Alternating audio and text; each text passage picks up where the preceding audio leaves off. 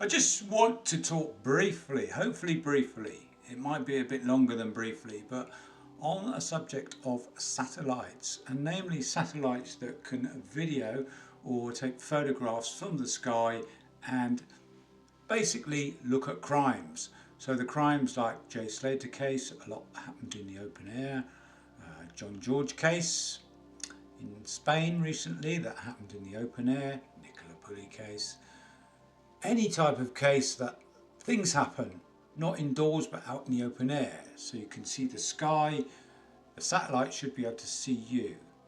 Now, I've had some information, and I've also had some other information, online information, that I want to talk about. Now, this channel is a good channel, and please, I will put the link in the description or somewhere on the video, somewhere.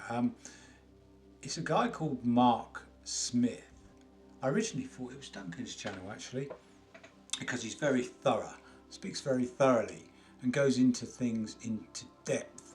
And his voice is kind of like, do you know one of those American, it seems like AI, an annoying AI, but then I saw one of his first videos, it looked like him, it appeared to be him as an American, unless his voice was dubbed over with his voice. It seemed like his voice and it seems like him. This isn't how satellite imaging works. Quick explanation to follow. Satellites can either orbit the Earth non-geostatically, their position doesn't match Earth's rotation so will be over different places, or geostationary orbit. The orbit exactly matches the Earth's rotation so that they stay above an exact area. Not that it makes a major difference, but myself, I prefer seeing the actual person, the creator who's making the video. That's just in my view, that's my opinion. I just find those American AI voices quite droning and annoying, even though my voice is annoying. But if you want to hear more anyway about satellites, then step on in, open that door, take a pew, and welcome to Don's Courtroom.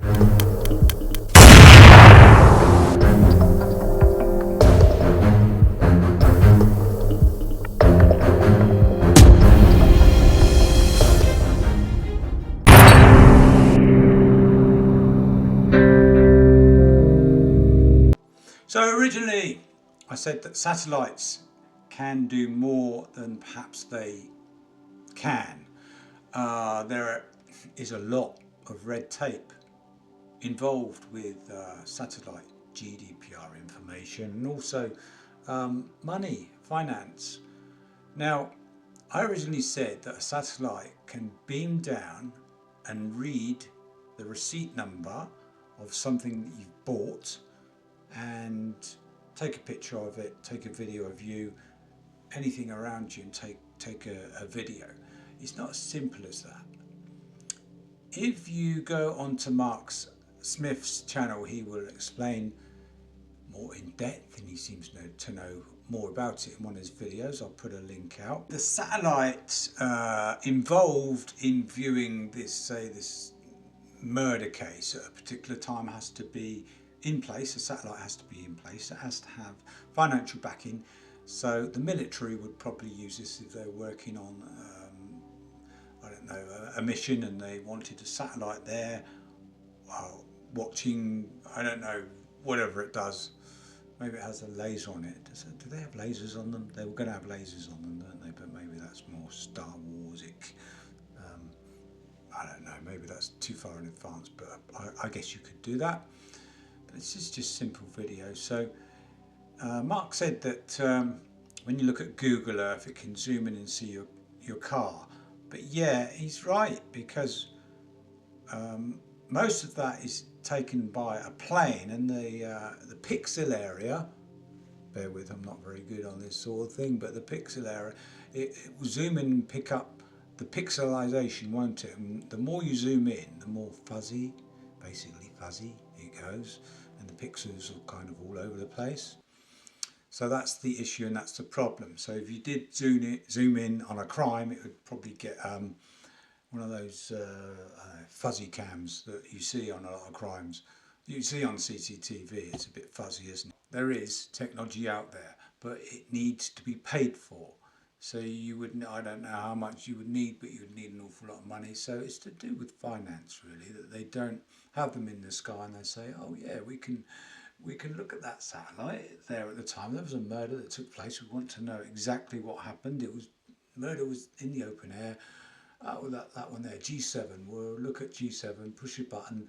Oh yeah, all the image. Oh yeah, we've got a clear video, blah, blah, blah. It doesn't apparently work like that. I was naive enough to think that there was just red tape in obtaining that information from G7.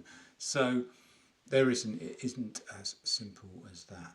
TV satellites, cars, mobile phone companies will probably use geostatic satellites to serve a particular country or state. Think larger country like US or Australia.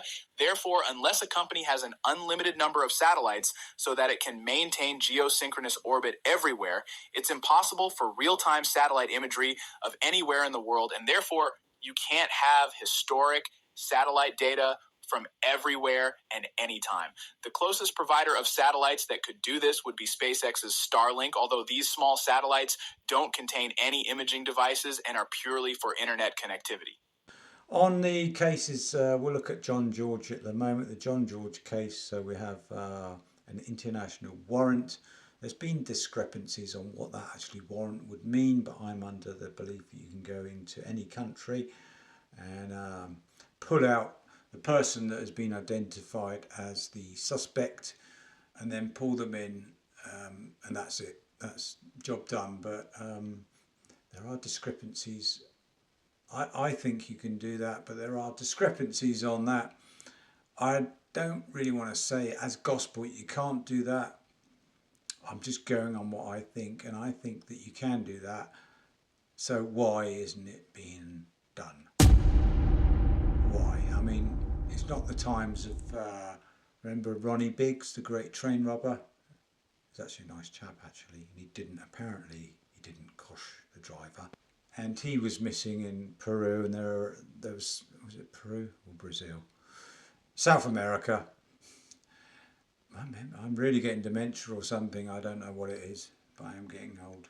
58 this year. Wow.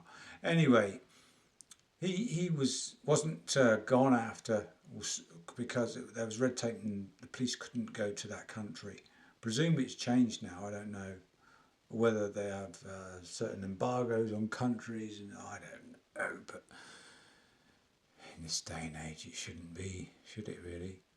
You should be able, as an international police force, to go in and pluck somebody out. Not so much the train robber, but somebody who's committed a huge atrocity. Anyway, thank you for watching. Please like and subscribe this new channel. It is free to subscribe. I'm not being paid for this one at all. Any video that goes on is just from the goodness of my heart. Thank you. And remember, as always, go to bed tonight, put your head down, and don't have any nasty dreams.